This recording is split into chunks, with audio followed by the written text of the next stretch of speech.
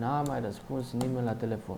Cred că am de luat undeva la 10.000 de lei. Au început procedurile de dată în judecată. Salutare, eu sunt Robert Bâclea, sunt regizor și producător și mi-am luat țeapă de la o firmă de consultanță în fonduri europene. Nu e Robert Meteca. Era primăvara anului 2021. La vremea aceea aveam o idee în cap de a face un club de noapte la mine în oraș. Evident, neavând bani de investit, o soluție foarte bună ar fi să fac rost de fonduri europene. Am căutat pe internet și am găsit mai multe firme de consultanță, printre care și asta.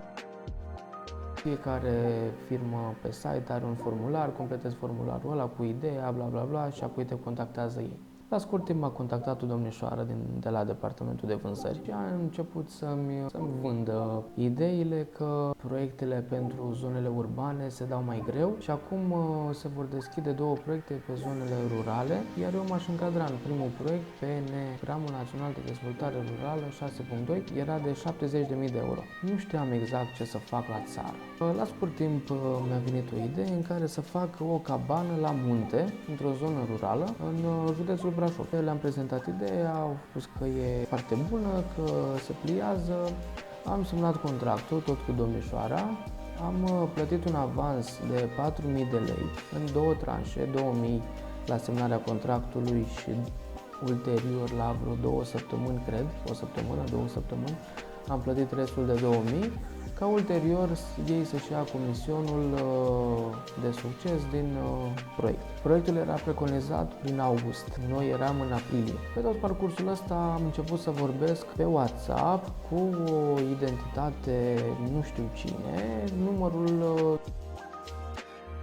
nu știu cu cine am vorbit, nu s-a prezentat niciodată ca fiind Ionel, Mariana, Marghioala și așa mai departe. Am mai discutat de ce trebuie să fac, nu știu ce trebuie să completez, am completat un formular, bla bla bla. La un moment dat, nu mai știu cum am aflat sau ori mi-au spus ei că programul ăsta nu mai permite să faci o întreagă cabană, ci mai multe căbănuțe. Pentru că s-a dat o lege, foarte mulți oameni și-au făcut casă de vacanță din fonduri europene și au tăiat chestia asta din eligibilitate. Evident că n-am fost de acord și a trebuit să schimb ideea. În august am scris pe acest număr de WhatsApp că vreau să vorbesc cu administratorul. M-a sunat tipul și l-am vorbit vreo oră la telefon. A rămas că fac un atelier de croitorie în zona rurală, chiar e mai bun decât cabana, că e pe producție și în general fondurile se dau foarte bine pe zona asta de producție. Asta s-a întâmplat în august. În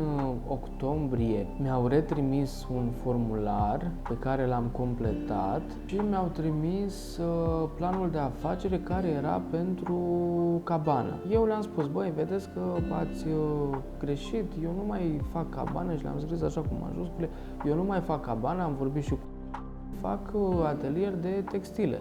Da, ne scuzați, ok, completați atunci formularele astea. Am completat formularul ăla și îmi zice identitatea asta pe WhatsApp că avem să vă dăm o veste. Și zic eu, bună sau rea? Și spune, păi cred că bună, pentru că se deschide proiectul. Oficial s-a deschis pe 31 octombrie și se închidea pe 31 ianuarie. Ulterior m-a contactat o fată care mi-a dat mai multe hârtii de completat, de semnat, whatever. Le-a dat astăzi și mi-a spus să le dau cât mai repede. Am impresia că le-am dat ori azi la 12 noaptea, ori mâine la 12 noaptea. Și mi-a spus că mâine la ora 9 se vor încheia înscrierile pentru PNDR 6.2. A doua zi dimineață la ora 10 am întrebat-o dacă a depus proiectul, a spus că da, totul ok. Am întrebat-o când primesc planul de afaceri, a zis că mi-l trimite în seara asta sau mi-l trimite în curând și că voi primi rezultatul în 45 de zile. Și de atunci n-a mai răspuns nimeni la telefon, nici la mesaje, nici pe Instagram, nici pe WhatsApp, nici la mail, nici la nimic. A trecut un an, au trecut 2, dacă nu mă înșel, acum 2 ani fiind 2026 acum 2 ani 2024, da, fix după 2 ani jumate, dacă mai așteptam până în primăvară, se făceau 3 ani și se clasa dosarul, cazul, etc. Vara lui 2023 2023, cred, spre 2024, am mers cu BlaBlaCar cu un domn. Și domnul ăsta a început să vorbească de spețe, de nu știu ce și la un moment dat îl întreb, sunteți avocat? Da. Și am discutat și am zis că am și o speță. I-am povestit speța și au început procedurile de dată în judecată, le-a dat o notificare, ei nu au răspuns la această notificare, să-mi dea bani sau să-mi depună proiectul pentru un alt program de finanțare europeană. Astfel i-am chemat în judecată. Au fost câteva chemări, printre care și un interogatoriu la care am participat și eu. După acest interogatoriu a dat verdictul că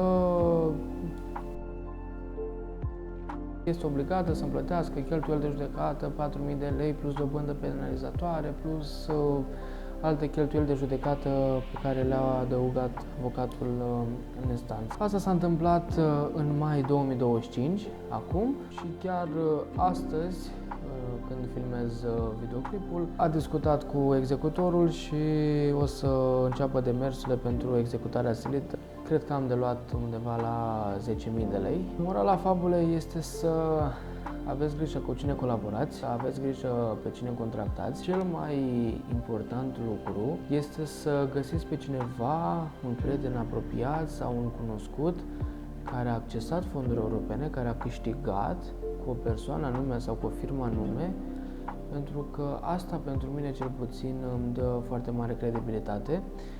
Și chiar în prezent colaborez cu cineva cu care a colaborat un prieten. O să aplic pentru un alt proiect pentru fonduri europene sau nu știu ce sunt exact. Vreau să-mi cer scuze pentru stângăcia acestui videoclip. E primul meu videoclip pe YouTube și cam asta sunt eu.